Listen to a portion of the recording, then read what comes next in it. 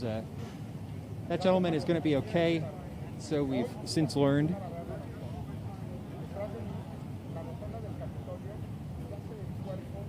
And it's just their goal to keep watch over somebody who kept watch over the country for, I was going to say for 3 decades in Congress, but so much longer than that.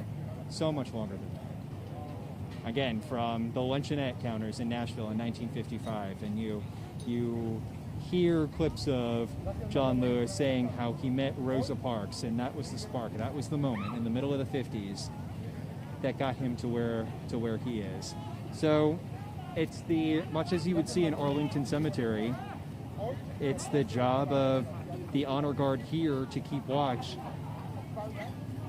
as this member of Congress and American luminary kept watch over us for 80 years.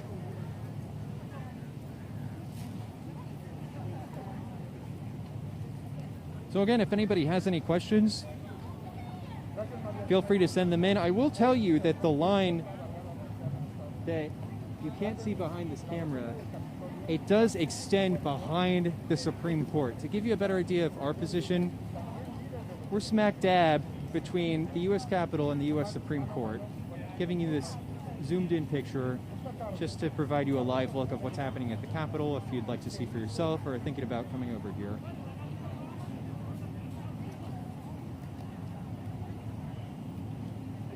So the line extends behind the Supreme Court building, and there are members of the DC Fire Department, DC FEMS, who are handing out frozen water bottles. There's a Red Cross tent or two, making sure that everybody is okay. Everybody who's committed to staying out here is going to do so in a way that's healthy, in a way that keeps everybody hydrated. So that certainly has been heartening to see.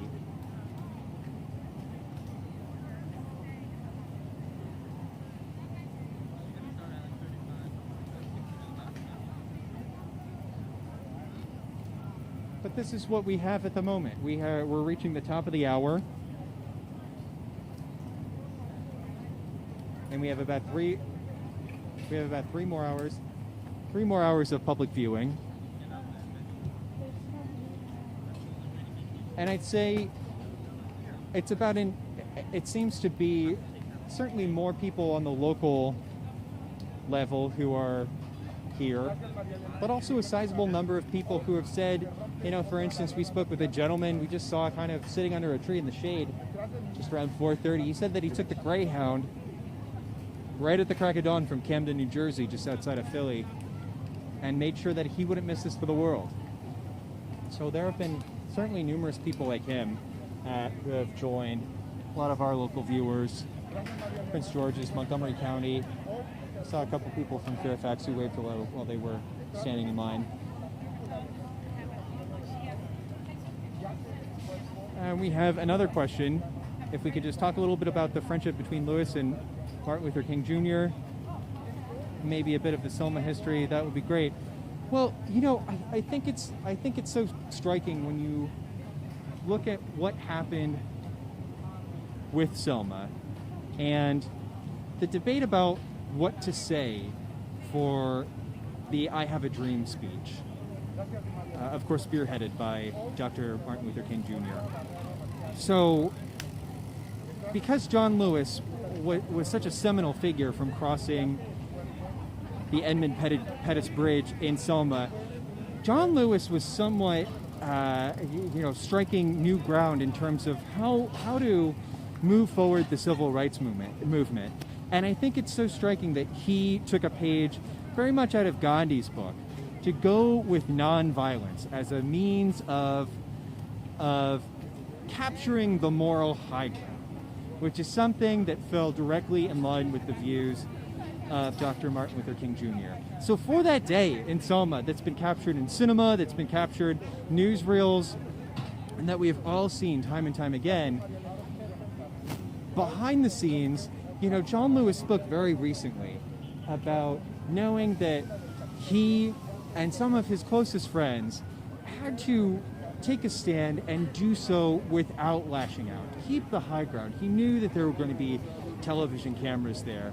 He knew that the nation eventually, as soon as that film was flown from Selma to New York to all the networks, they would be able to capture what they stood for and the viciousness with which the Alabama State Police troopers lashed out at them. And he made these decisions filled with purpose. Everything from wearing his light-colored trench coat, knowing that blood spatters or any sort of, being roughed up would show itself on that what was, and he said as much. This beautiful, dignified trench coat, and the image was certainly there. It's an indelible image that we all know and remember. Even in mugshots, you see him in that coat, blood spattered on the lapel. And this vision of nonviolence. So it was John Lewis who spoke, in addition to Martin Luther King Jr., who gave his "I Have a Dream" speech, the youngest one to speak at the Lincoln Memorial, facing the sea of people by the reflecting pool. And there was this debate. About whether to continue this course of action that was so attached to nonviolence. There was a section of John Lewis's speech where he said that continuing demonstrations throughout the South would be somewhat, needed to continue in a fashion that would be similar to Union generals having a scorched earth policy, a scorched earth strategy through the South, that their message could be as effective. And that never made it into the final draft of John Lewis's speech. He said that people of color needed equality now, not a gradual process, so that was as close as it got. But when you look at the Venn diagram between Dr. King and Congressman Lewis, that's certainly, I would think, the biggest area where they intersected and where their friendship was able to grow, and maintaining an adherence to that philosophy in that light. I think that's the most important thing to know. So we have another question sent in from Facebook Live. Why did the motorcade stop at Black Lives Matter Plaza today?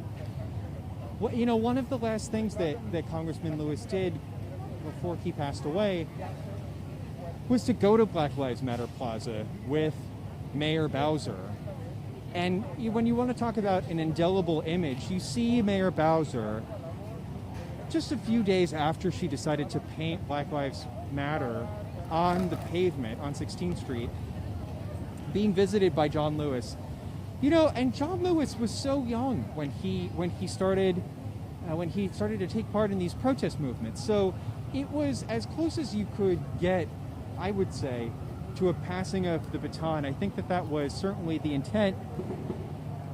For John Lewis saying that, he caused good trouble as a man in his 20s, and it brought him great joy to see the same thing playing out in response to unspeakable injustice. I mean, of course, there absolutely is no joy in that, but if there's going to be a response, it's been said by people who were so close to him, to have an analogous response in our time as he was about to leave.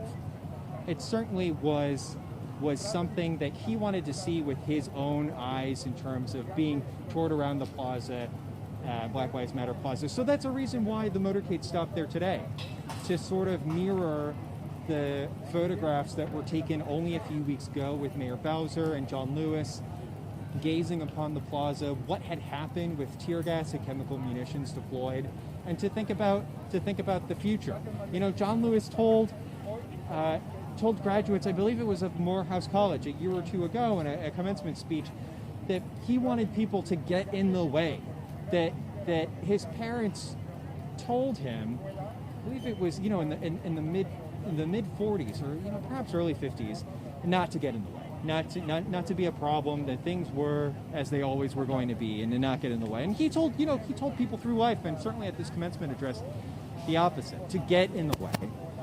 So that is why Black Lives Matter Plaza was part of the pageantry that we see today. But I mean, this is the apogee of the ceremony here in the District of Columbia, coming back, to the halls of Congress and to be given such an honor. So we're going to check back if we have any questions. I hope that did answer your question, and we thank you for asking it.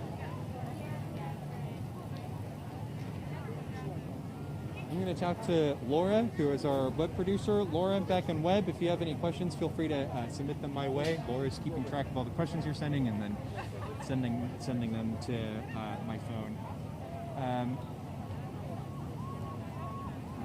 And we might just... We're still going. We are still going.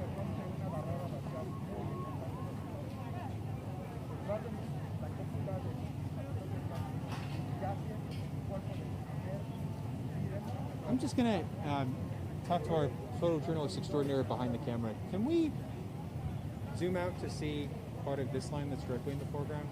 Just briefly. So everybody watching on Facebook Live, of course we're zoomed in closely to the casket. We're going to return there in a couple seconds.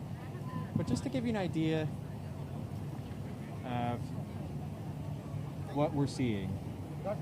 These are people who are waiting in line in 90-degree plus temperatures. And we just wanted to give you a better idea of the distance between the casket, the very top of the steps on the east front of the Capitol, and where people are waiting. So this is kind of the second part of where people are having to wait after moving from behind the Supreme Court. Then you turn left or right from where we're looking right now, go through a couple iron gates. So I'd say that the wait time, honestly, is probably about an hour. Based on what we're seeing right now. We're being told that our time is ending right here, so on behalf of the WUSA 9 team, we want to thank you all for joining us here on Facebook Live. They have a lot of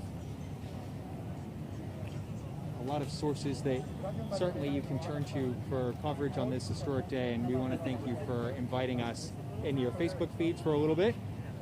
We're going to be back on TV for the 11 o'clock news, but until then, thanks for watching, and we're going to sign off from here.